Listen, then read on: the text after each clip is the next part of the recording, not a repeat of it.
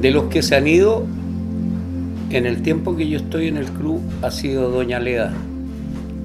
Y para ello eso fue muy significativo para nosotros, porque la Leda lo que más tenía era alegría. Ella era la que nos hacía reír con sus chistes. Pero también percibíamos que ella estaba un poco enferma. Estaba enferma, le costaba respirar, le costaba caminar. Y la pregunta que subyace en esto es: ¿qué pasa cuando ya se vayan nuestros más viejos? Porque con ellos se va una parte importante de la historia de este país. Y esa historia es la que hay que cautelar, hay que cuidarla. Porque en esa historia están las razones del por qué vivir.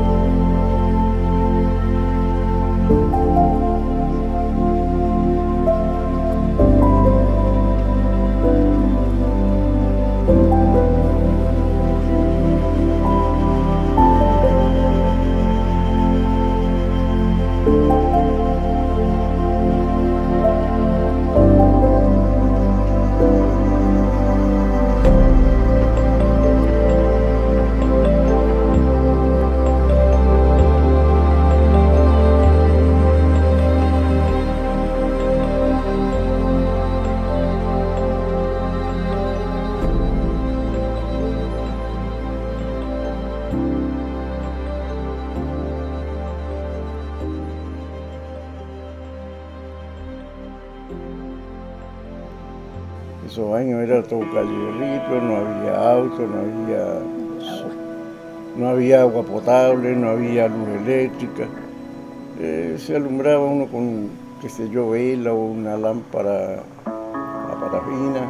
El auto que uno manejaba era su caballo y el bote, porque no había otra manera de pasar, por ejemplo, para el lugar de La Loada, Pocoigüén, Pucherín. Había que tomar su botecito y cruzar el estuario.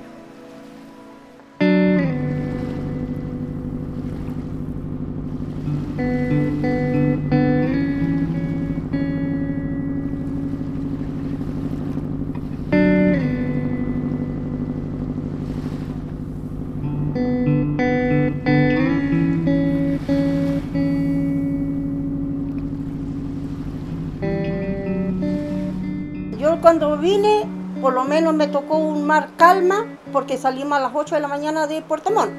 Entonces todavía el sur no nos pillaba. Y así fuimos entrando al Horno, que es la boca del estuario, todavía en calma. Y ahí llegué hasta Cochamó, donde mi marido embarcaba animales. Él era fletero. Y embarcaba los animales a la lancha.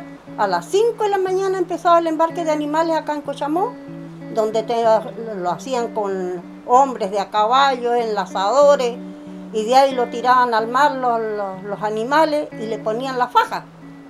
Y fajados lo subían a la lancha con rondana, y ahí lo tiraban abajo a bodega. Ese era el embarque de la lancha.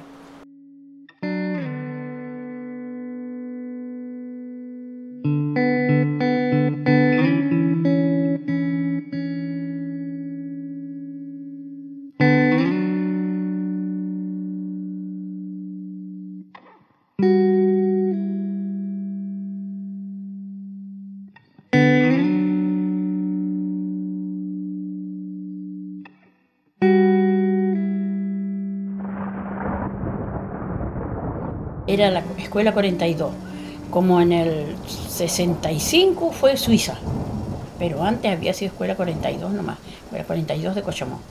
Teníamos profesores que nos enseñaban a recitar, a participar en hacer actividades como teatro, y teníamos que bajar, dejar ensayado y irnos a la casa y después volver y hacer nuestra... Y siempre las presentaciones eran el 17 de septiembre. El 17 de septiembre era el acto del 18 y después de eso venía la fiesta de los apoderados. Ahí había una posta que también lo hicieron los apoderados, lo hicieron la gente, porque la iglesia también lo hizo la comunidad. La iglesia primero hizo la comunidad, después la escuela, después una posta que era grande, muy buena. Y como les digo, nuestra escuela, cuando ya lo vi que lo desarmaron, tuvimos mucha pena, porque había sido nuestra reliquia. Nuestra escuela, era nuestra escuela. Y era la más bonita que había dentro de la comuna, la más buena. Y se quedó.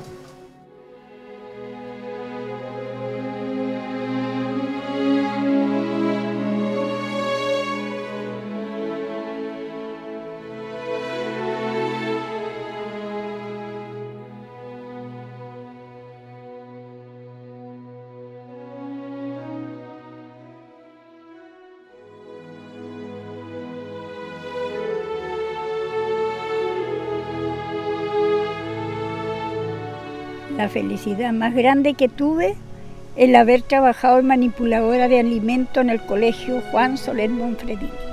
Fui manipuladora de alimentos de varias compañeras que siempre fuimos como una sola familia, empezando desde el director, profesorado, auxiliares, éramos toda una sola familia. Fueron los momentos más maravillosos de mis trabajos que he tenido.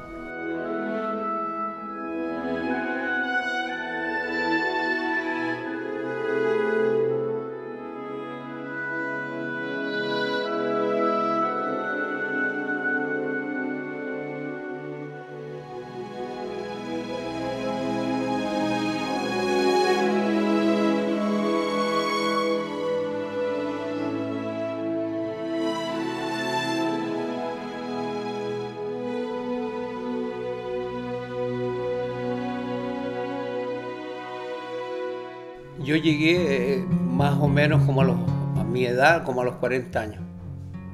Y eso era los años 90. Y era la idea de poder buscar un lugar que fuera significativo para nosotros, para permanecer. Que hubiera naturaleza, que hubiera agua, que fuera una comunidad pequeñita. La jubilación que recibe uno es imposible vivir con esa, más todavía con las jubilaciones de los profes. Necesitábamos generar ingresos y seguir trabajando.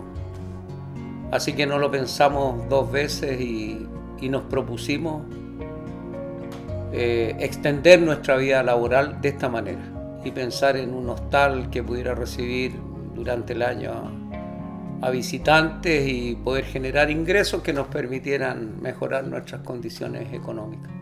Las personas que conocimos inicialmente, una de las personas más importantes para mi vida aquí en Cochamó ha sido la figura de don Pedro Sandoval. Nací el año 1942 a las 7:15 de la mañana, el 1 de octubre. Así que tengo 81 años, voy a tener en octubre. Antes era más difícil, la gente tenía más hijos. Ahora no está tan difícil, la gente tiene menos. Y se puede controlar, es lo mejor que hay. Esos años no se podía controlar, la pareja tenía lo que Dios le destinaba a tener como hijo.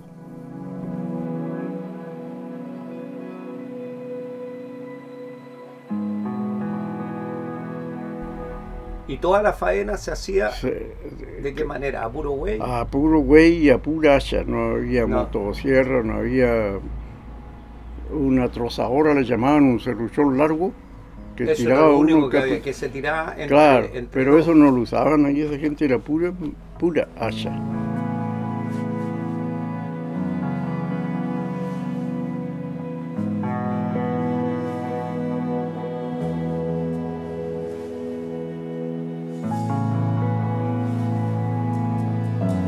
Y la pachanca era un pingüino chico que había acá en la zona. Se perdió desde que se armó el trabajo del camino en las detonaciones y cuestiones de eso. Y ya cuando llegaron las pesqueras, se perdió todo. Aquí en la placeta, nosotros cuando éramos chicos íbamos a correr ahí. Y un cierto día encontramos una pachanca en seco. Esa se quedó por ahí y el chico no tiene piedad con nada. Porque una roca o un pedazo de tronco sería, no me acuerdo con qué, a puro cabeza de la pobre avecita, muerta. Le saqué el cuero, como yo veía que mi padre carneaba todos los días, y sabía cómo se carneaba. Así que lo sequé bien lavadito, bien limpio, y lo llevé a la escuela para poner mis pies, porque esos años no merecíamos zapatos a pie pelado. Todos los chicos, ricos y pobres. Todos iban. No habían ricos aquí tampoco. No había. No, gente que tenía un poquito más que otros, más nada más. Todos los cabros a pie pelado.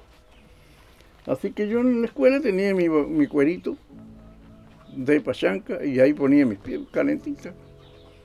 Hasta que después llegó el trabajo del camino, trabajé en el Puente del Valle. Ahí también tuvimos cerca de un año.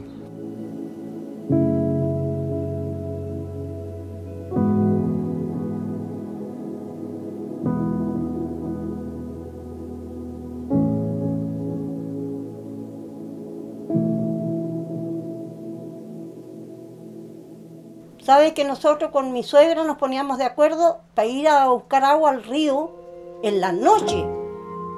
Cuando el agua estaba clarita, limpia y los otros pobladores dormían, nosotros lográbamos de llenar nuestras tinajas y los baldes y todo para cocinar y tener el agua abundante para el día completo del otro día.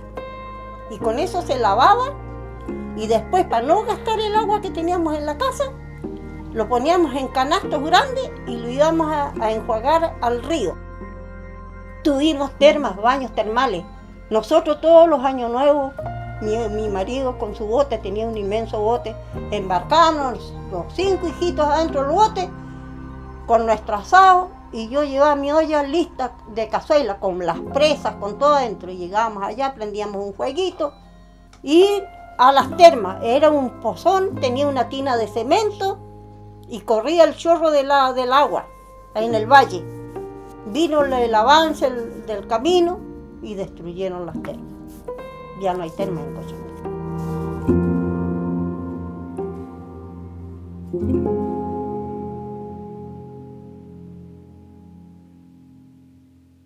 Ellas fueron artesanas, mi abuelita y mi mamá. Yo aprendí a hilar muy chica, pero aprendí hilando con este uso.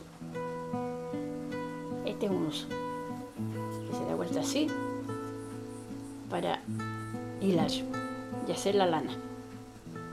Entonces yo tenía como 10 años y ya torcía la lana, que mi mamá usaba para tejer, porque ella, eso era su entrada principal, tejer. Tejía poncho, tejía frazada, tejía todo lo que sea, chompa, chaleco, hilaba y tejía a palillo, a palillo y a telar.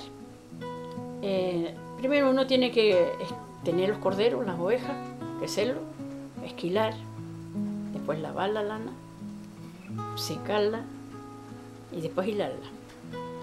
Mi marido me hizo los palos para telar, que ahí los tengo, y he trabajado con máquinas. Ahora último compré una máquina para hilar, una cardadora para cardar la lana, que me sale mucho más fácil. Por ejemplo, la barbepalo me da un color, el cuero del ulmo me da otro tono, el mechay me da otro tono, en un amarillo muy lindo, la hoja de la cebolla, la hojita encima, la seca, también. Hay todas las plantas que tú quieras poner a una olla y hacerlo hervir, te va a dar un tono. Y eso le pones a la lana y la lana toda va a tomar color. Unos colores increíbles que no se pueden repetir. Tú no puedes hacer un tejido y decir, ya, voy a tejer más lana, hilar más lana, lo voy a tejer y me va a quedar del mismo color. Aunque lo hagas, no te sale. Tienes que hacer para todo lo que tiene que darte. Si no alcanzaste a hacer tu tejido completo, tendrás que hacerlo de otra forma para que te salga algo parecido.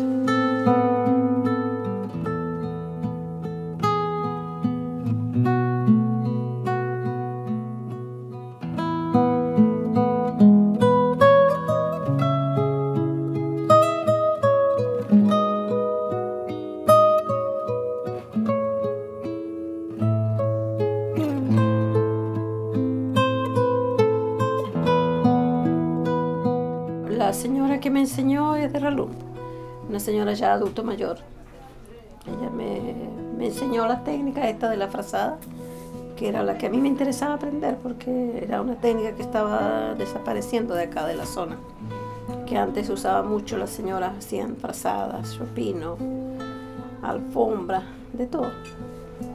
Y logré recuperarlo, la señora logró enseñármelo y yo lo aprendí. No hay interés tampoco, me gustaría que alguien, o la MUNI o alguien se interesara en que uno enseñe esas cosas, esas técnicas para que no se pierdan. Ya han partido bastante adultos mayores. Somos bastante que ya no existimos en el adulto mayor, no existen en el adulto mayor. Empezamos poquititos, porque cuando recién se creó este asunto del adulto mayor, aquí en Coyamó no había. Incluso había venido una persona de fuera a querer formar esto, el club. Pero tampoco tuvo acogida porque la gente, a pesar de todo, los más antiguos eran más rudos para estas cosas. Entonces de allí tomamos con la Eliana, que es mi amiga, mi hermana, es todo, de hacer algo para reunir este grupo. Y empezamos casa por casa, ir hablando con los viejitos, informándole que nos gustaría hacer formar un club, y de a poquito nos fueron entendiendo y se fueron acercando, así que formamos de bastantes adultos mayores y hubimos como 22, 28 hubieron primero. 22 años, 20 años tiene el club. Y hasta le conseguimos una sede. Muchos socios se nos han muerto. Tenemos a don Juan Aguilar con su señora. Teodoro Gutiérrez también se murió. Estaba en la Molina, no sé, Elías Molina también ya no es socio. La Manuel Alvarado también era socio, también es muerta. Doña Leontina también, doña Albertina también. Tenemos a don Tato, los últimos ahora ha sido de la señora María, don Tato, Nicasio, Mario y la Leda. Y ahí se nos han ido quedando, ahora nos queda mi compadre Pepe con Leo, los guitarristas nomás, pero ojalá que no se mueran tan luego nomás. Si no, ahí vamos a quedar sin nada.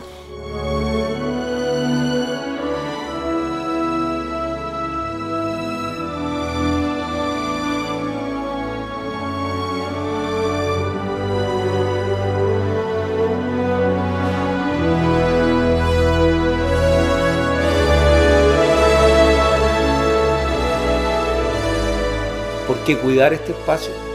¿Por qué generar un diálogo con los más jóvenes de la importancia que significa este territorio?